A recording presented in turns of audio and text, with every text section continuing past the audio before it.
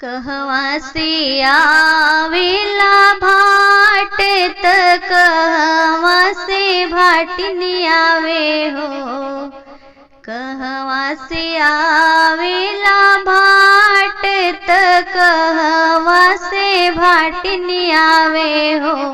ललना कहवा से आवेली नदिया अंगनवा में नाचेली हो। ललना कहवा से आवेली नदिया अंगनवा में नाचेली हो। गोकुला से आवेला भाट त मथुरा से भाटिनी आवे। मथुरा से भाटिनी आवे हो।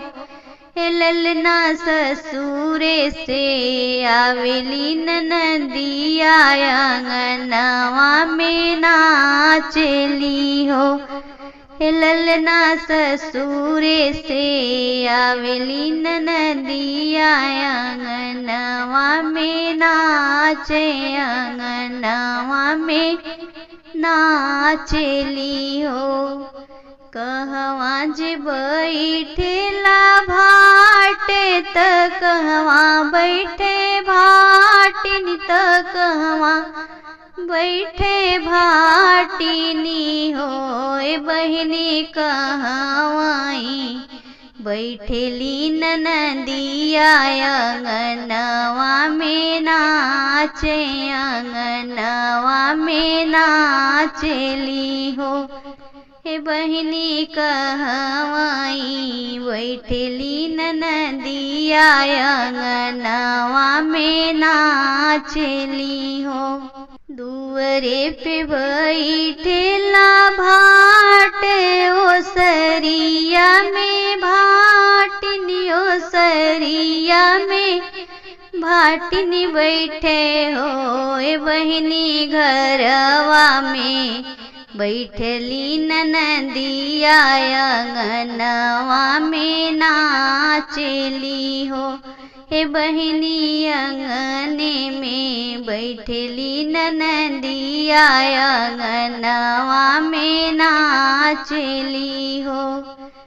दुअरे पे बैठेला भाट ओसरिया में भाटिनी ओसरिया में भाटिनी बैठे हो।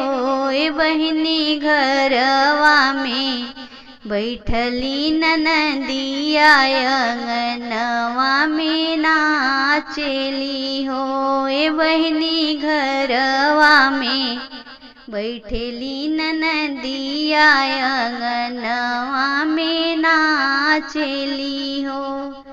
काहो जलेला भाट त काहो लेली भाटिनी त काहो लेलिनी भाटिनी हो। काहो जलेला भाट त काहो लेली भाटिनी त काहो लेलिनी भाटिनी हो। बहिनी काहो जे लेलिनी नदिया अंगनवा में नाचेली हो। बहिनी काहो जे लेलिनी नदिया अंगनवा में नाचे अंगनवा में नाचेली हो।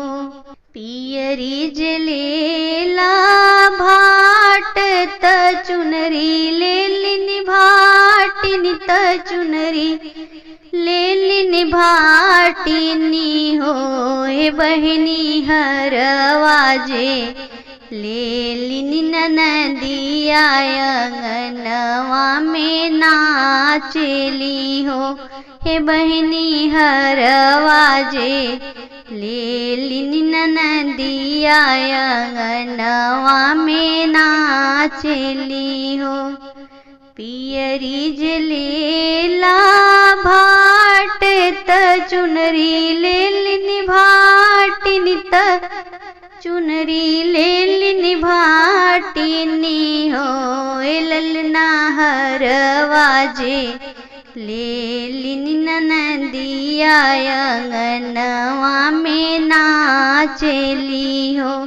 ललना कंगना जे ले लिनी ननदिया अंगनवा में नाचे, अंगनवा में नाचली हो। हर गीत आप सभी को कैसा लगा कमेंट बॉक्स में जरूर बताइएगा। चैनल पर नए हैं तो लाइक सब्सक्राइब करना ना भूलिएगा।